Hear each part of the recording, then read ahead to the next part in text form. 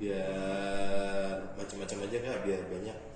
Oke, jadi seperti yang udah kita ketahui, Indonesia itu kan negara biodiversitas ya. Jadi dia punya banyak sekali keanekaragaman flora, fauna, dan juga mikroorganisme. Tentunya dengan belajar tentang keanekaragaman hayati, kita menjadi tahu nih berbagai macam keanekaragaman yang ada di Indonesia, sehingga kita bisa tahu bagaimana cara memanfaatkan dan juga cara mengelola serta menjaga kelestariannya supaya nggak punah seperti itu.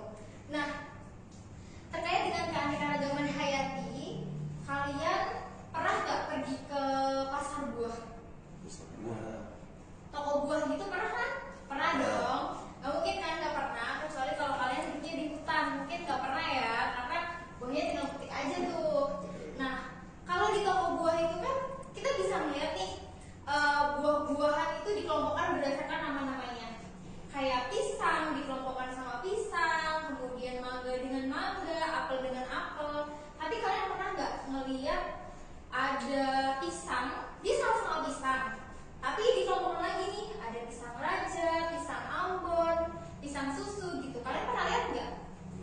Pernah kan?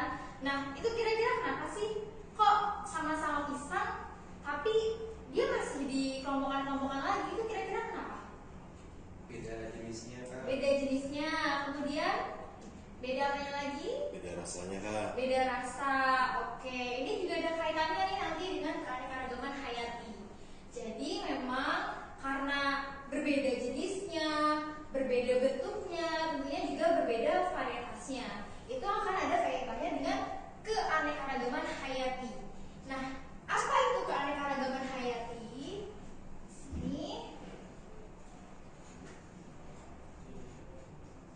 pengertian keanekaragaman hayati.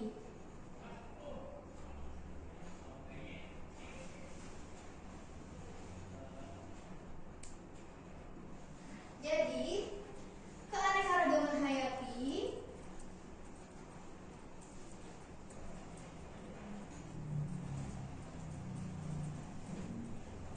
merupakan suatu keragaman makhluk hidup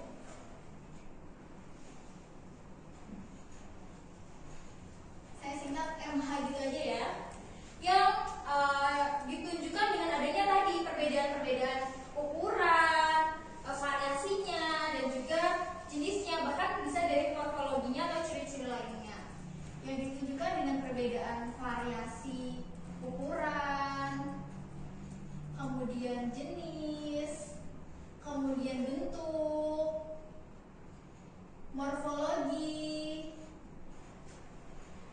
dan lain sebagainya. Nah, itu pengertian dari keanekaragaman hayati. Keanekaragaman hayati itu sendiri juga dibagi menjadi beberapa tingkatan. Ada keanekaragaman tingkat gen, keanekaragaman tingkat jenis, dan keanekaragaman tingkat ekosistem. Yang pertama, kita akan bahas tentang keanekaragaman tingkat gen. Keanekaragaman hayati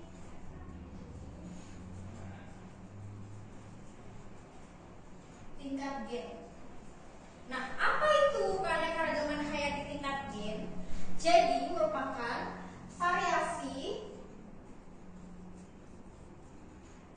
gen dalam satu spesies. Ingat, kuncinya adalah di sini. Satu spesies. Tahu kan apa itu spesies? Ya, jadi spesies itu merupakan sekelompok individu yang dapat saling kawin dan nantinya akan menghasilkan suatu keturunan yang fertil atau keturunan yang hidup seperti itu.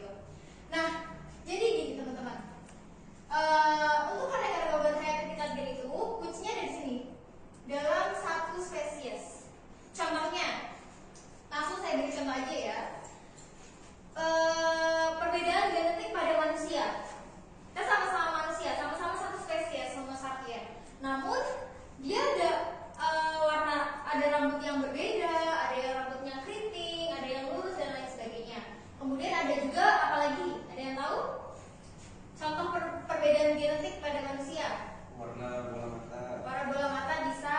Kemudian Rambutnya keriting nggak? iya betul. Kemudian ada juga warna kulit. Ada yang warna kulitnya hitam, ada yang sawo matang dan lain sebagainya.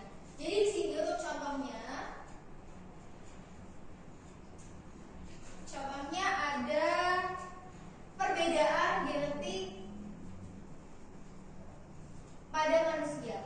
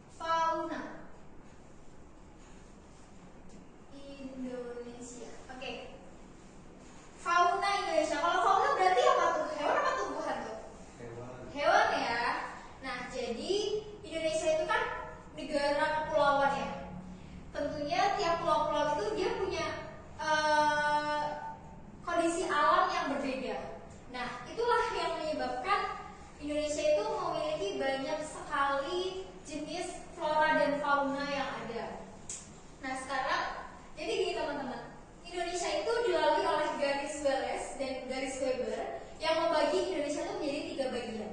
Saya contohkan gambarnya ya. Sorry kalau gambarnya agak jelek ya teman-teman. Nah, ini anggaplah Pulau Sumatera, kemudian Pulau Kalimantan, kemudian di sini ada Pulau Jawa, dan di sini ada Bali, kemudian ada Sulawesi,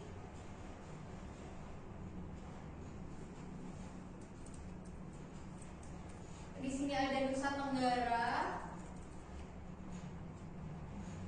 di sini ada Maluku ya, dan ada Papua. Ya, anggaplah seperti ini ya. Petanya anggaplah seperti ini. Jadi di sini ada garis Wallace, teman-teman. Garis Wallace. Ini yang biru adalah garis Wallace. Kemudian di sini ada garis Weber.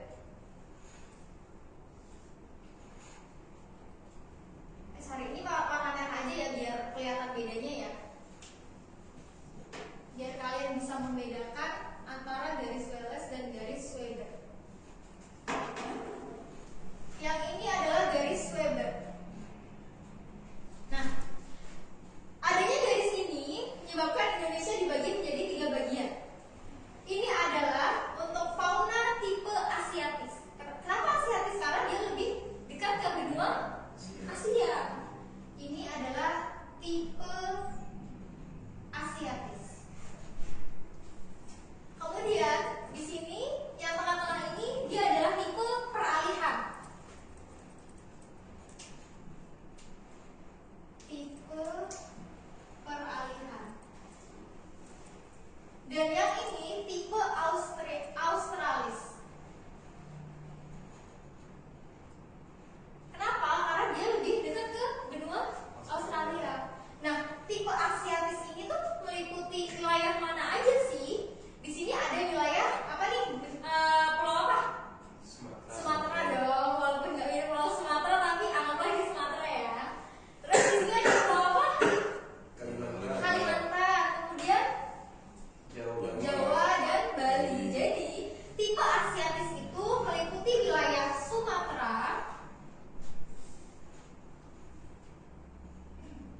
Sumatera, Kalimantan, Jawa, dan Bali. Nah, untuk ciri-ciri hewan yang ada di daerah ini tuh apa aja sih? Yang pertama adalah dia rata-rata hewannya yang bertubuh besar, yang jumbo gitu, bertubuh besar.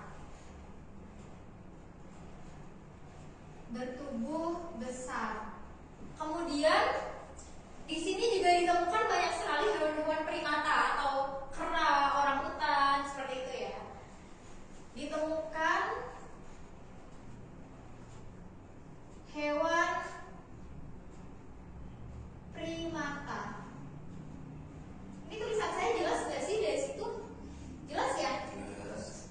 Kemudian ada juga burung, tapi kalau burung di wilayah Asiatis ini tuh dia punya bulunya tuh kurang menarik gitu, warna bulunya kurang menarik.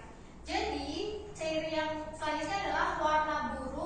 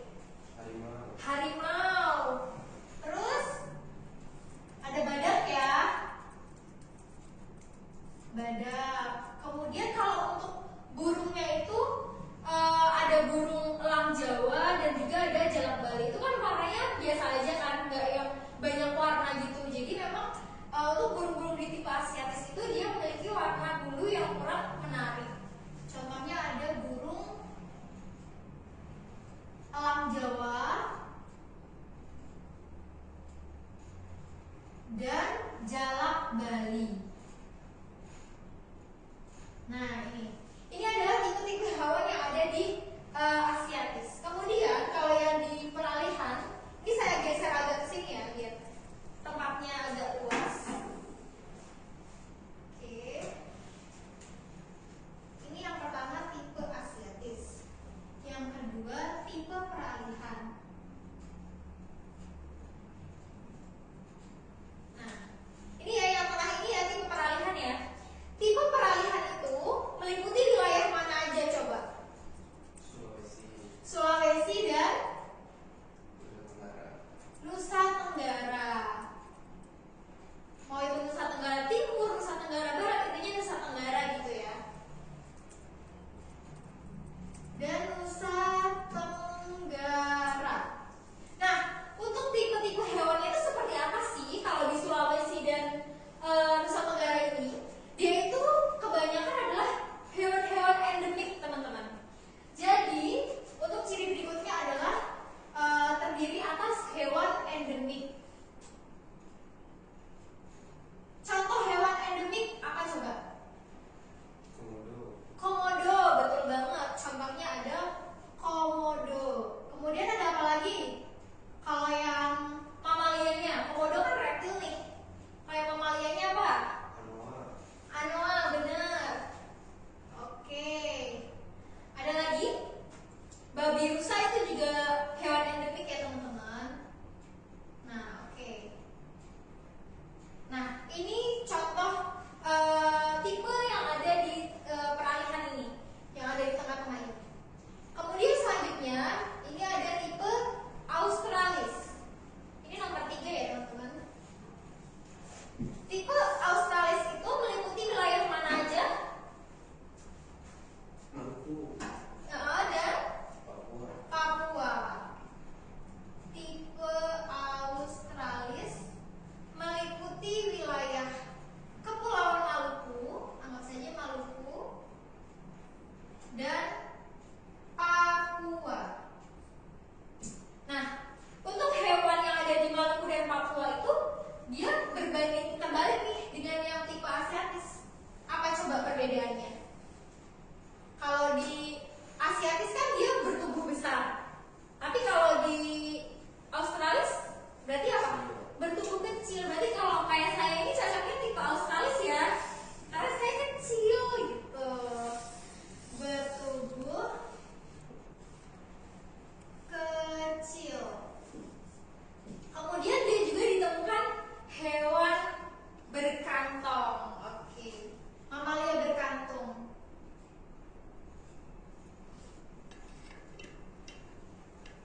Nah, selanjutnya juga kalau di Asiatis itu warna bulunya kurang menarik, kalau di Australia dia berarti warna bulunya menarik apa enggak? Menarik ya. Oke, kalau di sini warna bulu burung menarik.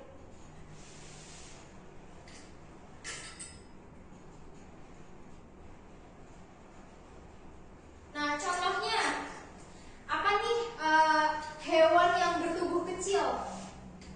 Ada apa aja? Kuskus, bener. Kamu tuh dari tadi jawab terus ya. Udah berapa kali tadi berarti? Dari sini 1, 2, 3 kali ini ya Kak ya, Kak Fatur ya. Oke, saya kasih poin untuk Kak Fatur. Ayo Kak Pindu lebih semangat lagi dong. Jangan mau kalah nih sama Kak Fatur. Nah, di sini untuk contoh hewannya ada kuskus, salah satunya. Kemudian kalau yang berkantung ada apa nih? Ayo hewan yang berkantung. Yang agak geser-geser ke Australis, hewan yang berkantung tuh apa sih? Kanguru pohon, bener. Kanguru pohon. Kemudian kalau dari burung, masa kalian nggak tahu sih Papua itu disebut dengan pulau apa? Apa coba? Yang jadi ikonik di Papua tuh burung apa sih? Cendrawasih. Burung cendrawasih, betul sekali Kak Pindu. Burung cendrawasih. Nah, kita kasih start check buat Kak Pindu ya. Oke.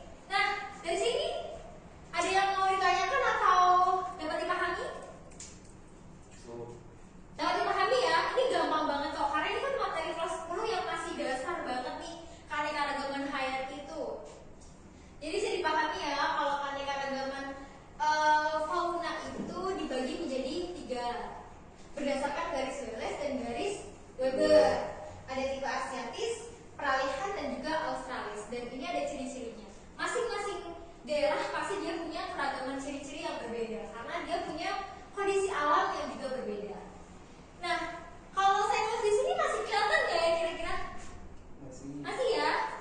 Untuk persebaran fauna aman ya, bisa dipahami dong. Udah selesai. Kemudian selanjutnya flora. Flora yang ketiga berarti persebaran dan pemanfaatan flora Indonesia.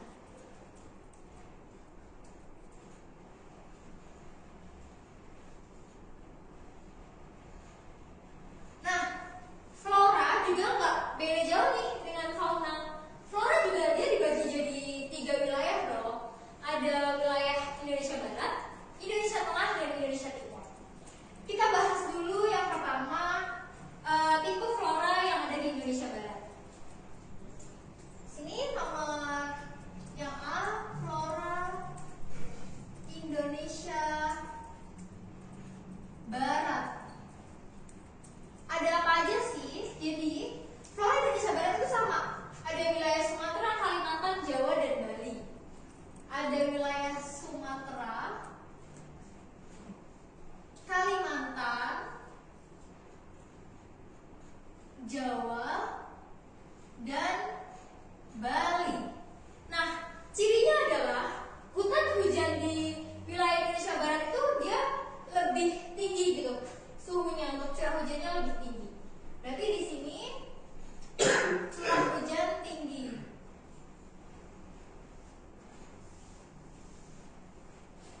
Untuk contohnya, ada yang tahu nggak apa aja tanaman-tanaman yang ada di Indonesia Barat? Ada yang udah langka tuh, yang bunganya tuh besar. Ada yang masih ingat nggak? Itu pelajaran SMP tuh. Bunga apa? Rafflesia. Betul sekali Kak Pindu. Ada bunga Rafflesia. Rafflesia yang menjadi ikon banget ya karena dia udah mulai langka. Kemudian ada apa lagi? Ada namanya tanaman meranti dan lain sebagainya ya teman-teman. Kemudian yang kedua, di sini ada flora Indonesia Tengah. Flora Indonesia Tengah. Kalau flora Indonesia Tengah itu meliputi wilayah mana aja nih? Sulawesi dan Nusa Tenggara.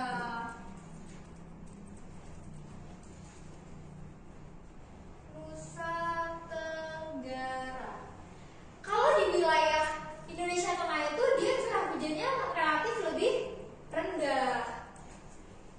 Di sini curah hujan relatif rendah. Contoh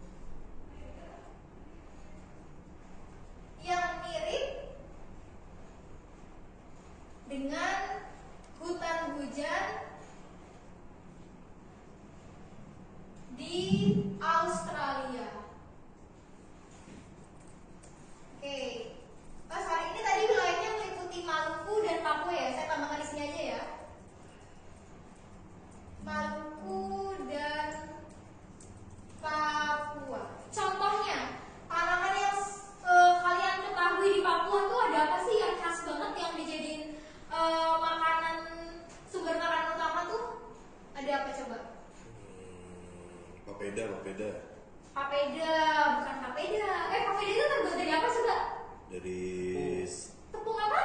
Tepung sagu. Sagu, betul banget. Jadi ada pohon sagu. Kemudian ada apa lagi? Rempah-rempah kalau di sana tuh banyak. Ada pala, kemudian cengkeh, kemudian ada juga ini kayu putih. Tahu nggak? Yang eukaliptus. Ya. Nah, itu pohon kayu putih. Sama ada juga kayu manis. Kayu putih dan juga kayu manis. Oke, dan lain-lain. Nah, sampai sini ada yang mau ditanyain atau enggak? Kira-kira nih. Lanjut dulu kan? Ayo dulu ya. Nah, ini kan tadi persebarannya. Sekarang pemanfaatannya tuh buat apa sih kira-kira? Pemanfaatan.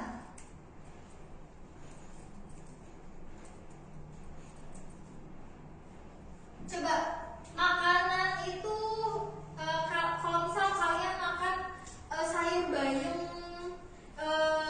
makan sayur apalagi ya, sayur sop gitu kira-kira nih. Itu kan dari apa nih? Dari flora kan, dari tanaman kan. Berarti pada intinya pemanfaatannya itu dapat dimanfaatkan sebagai bahan kebutuhan primer. Sini pertama sebagai sumber kebutuhan primer.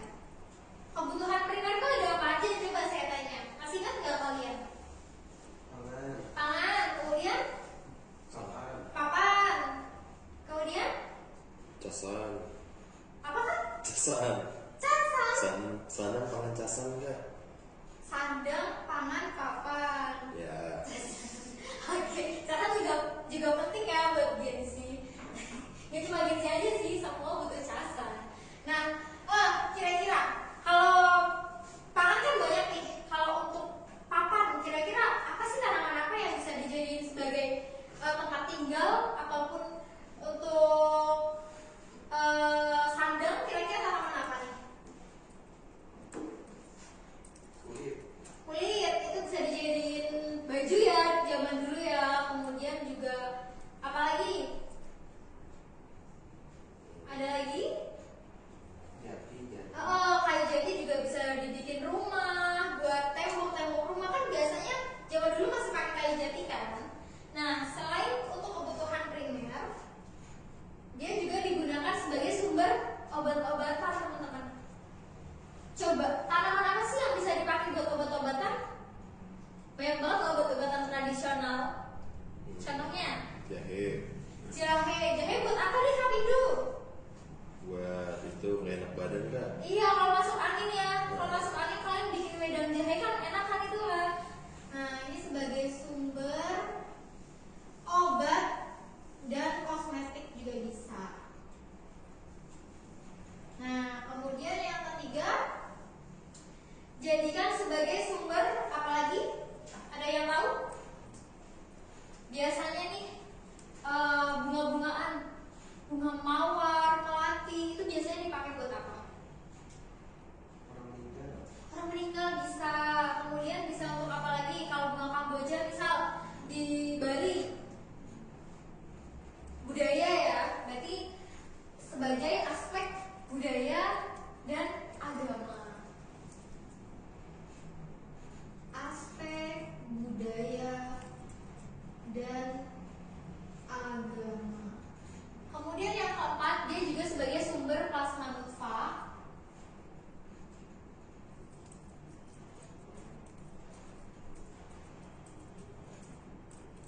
Dan yang terakhir dimanfaatkan sebagai bidang penelitian dan pendidikan, karena banyak banget di biologi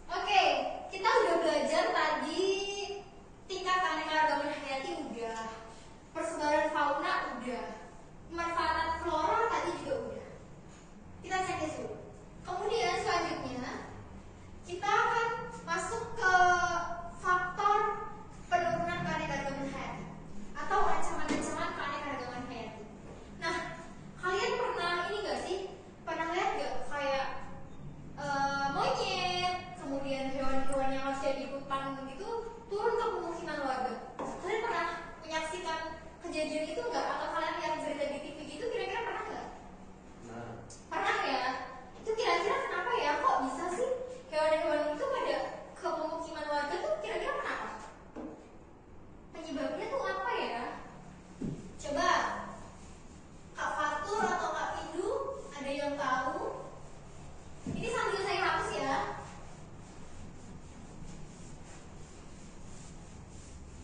Kira-kira kenapa? tali fungsi hutan. Kenapa? Tali fungsi hutan. Alih fungsi hutan, kemudian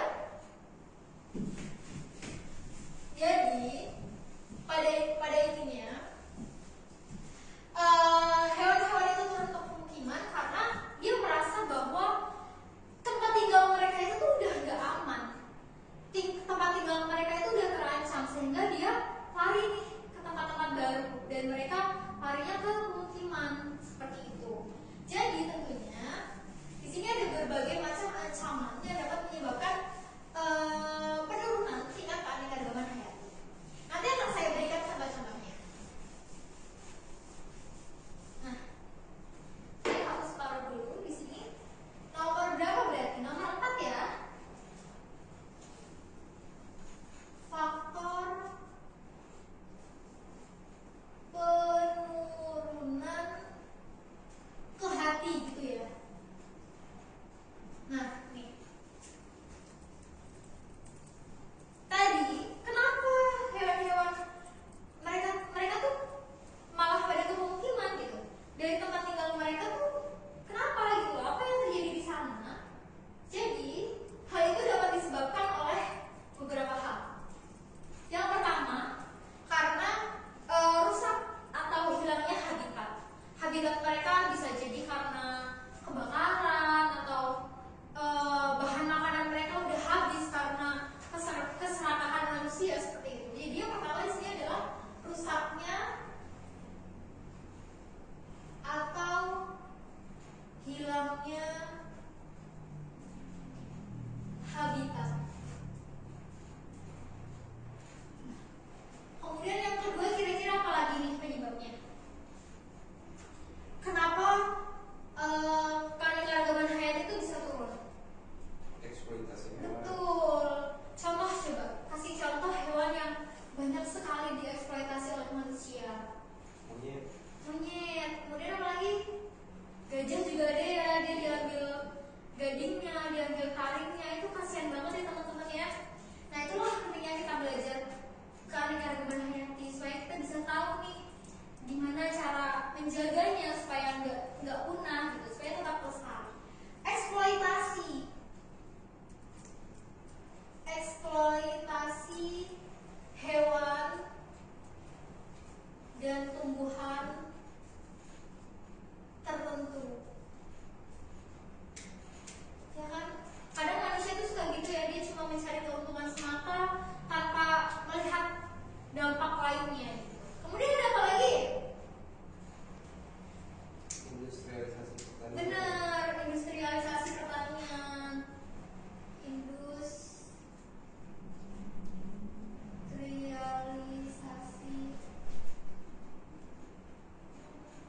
Nah, kadang hutan-hutan dialihfungsikan jadi lahan pertanian, lahan pemukiman. Jadi kan mereka juga akan terganggu gitu. Kehidupan mereka akan terganggu sehingga mereka bisa turun ke pemukiman warga dan lain sebagainya. Kemudian ada apa lagi? Kayak tadi Kak Fatur juga berapa kali? 2 kali ya? Oke, kita tambah star-nya untuk Kak Fatur ya. Nah, jadi 6. Nah, apa lagi nih? Pencemaran itu juga bisa.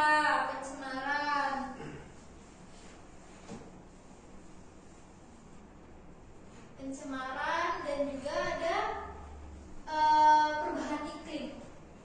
perubahan iklim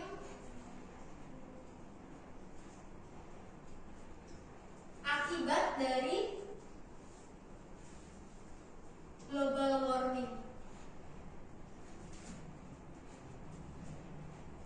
Nah, kemudian selain faktor-faktor ini juga ada campur tangan manusia nih biasanya.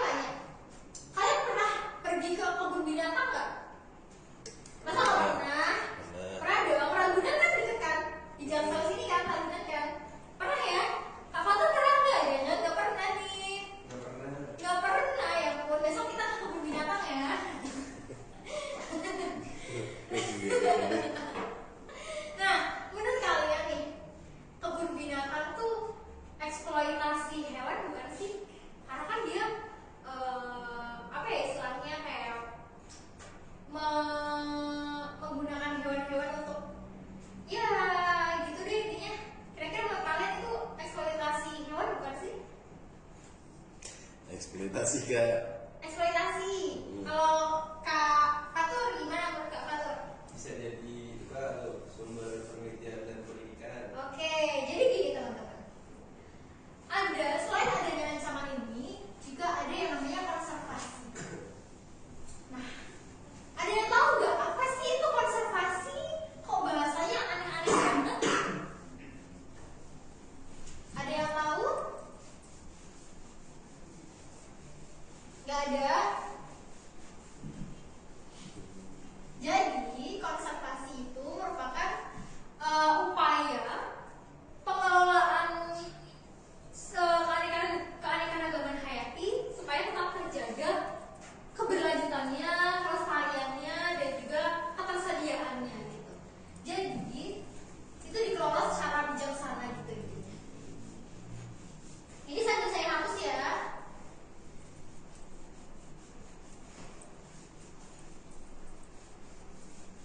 Sebentar.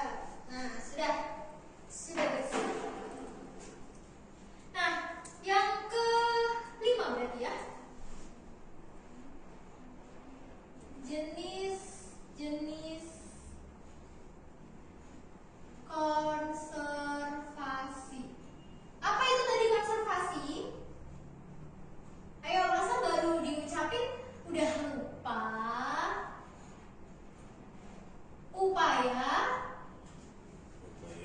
ngejaga kak. Oke, bisa jadi upaya pengelolaan ke hati secara bijaksana untuk menjaga kelestariannya. Nah, jadi itu merupakan langkah yang bijaksana gitu untuk menjaga kelestarian melalui konservasi. Nah, kita balik lagi ke kebun binatang tadi nih. Kalau menurut Kak Pindu tadi kebun binatang itu eksploitasi. Kalau menurut Kak Fatur bisa jadi, karena bisa jadi eksploitasi, bisa jadi tidak, karena juga bisa digunakan untuk penelitian gitu. Jadi gini teman-teman, konservasi itu dibagi menjadi dua. Ada konservasi in situ dan ada konservasi ex situ. Kalau kebun binatang itu tadi itu termasuk salah satu pelestarian teman-teman. Jadi dia juga termasuk dalam konservasi. Dan namun kebun binatang ini masuk dalam konservasi ex situ atau di luar habitat aslinya. Nah, kebun binatang itu juga digunakan sebagai sarana edukasi untuk masyarakat. Jadi masyarakat bisa jadi tahu nih mana hewan yang mau punah dan lain sebagainya. Jadi pada dasarnya meskipun banyak hewan-hewan yang dipertunjukkan di sana, tapi juga hewan-hewan itu tetap diperlakukan dengan sebaik mungkin, dikelola seperti mereka berada di habitat aslinya. Nah, di sini konservasi dibagi menjadi dua ya. Yang pertama ada yang namanya konservasi in situ. In situ. In artinya apa? In di dalam. Berarti konservasi in situ itu adalah upaya pelestarian ke hati di dalam habitat aslinya. Di dalam habitat aslinya. Contohnya ada apa aja sih Kak? Contohnya itu ada yang pertama namanya suaka margasatwa.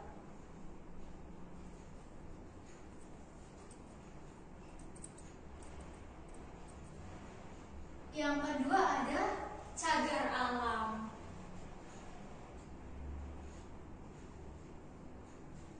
Yang ketiga ada apa lagi? Taman nasional. Itu juga termasuk in situ. Taman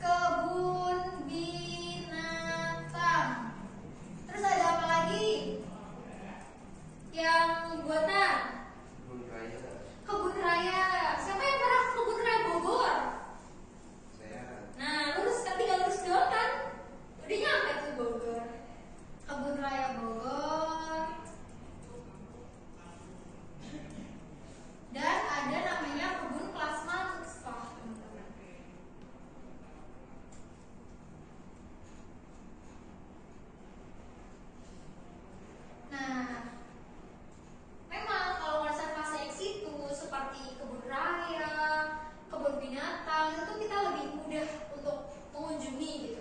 Berbeda dengan konservasi in situ, dia perlu izin khusus untuk ke sana. Tapi kalau ke sini kita bisa sambil berekreasi karena memang biasanya dijadikan untuk tempat wisata seperti itu. Nah, dari sini ada yang mau ditanyakan? Dapat dipahami? Bisa dong ya, soalnya ini masih dasar banget nih teman-teman.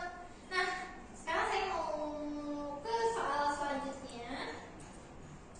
Oke, jadi di sini ada soal. Sebentar, saya cari dulu ya. Soal nomor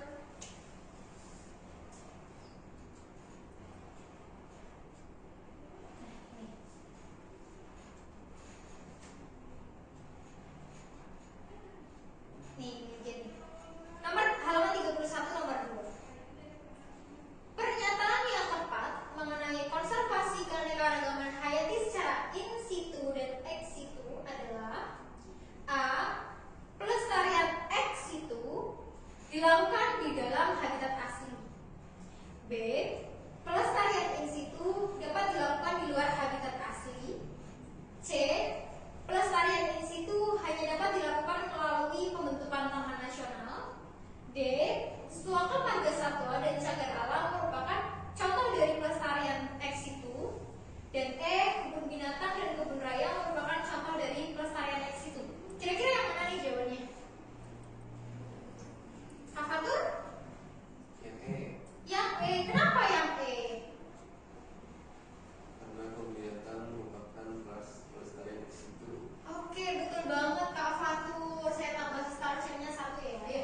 Jadi kebun binatang itu sudah saya jelaskan tadi termasuk dalam pelestarian ex situ. Nah, saya ulas kembali ya. Tadi kita sudah belajar. Oh, tadi faktor ini udah ya, udah kita contoh yang lain ini juga udah. Tingkat keanekaragaman hayati. Tadi tingkat keanekaragaman hayati ada berapa nih Kak Pindu? Ada 3. Ada 3. Oke, ada apa aja Kak? Ada yang dari genetik. Gen, oke.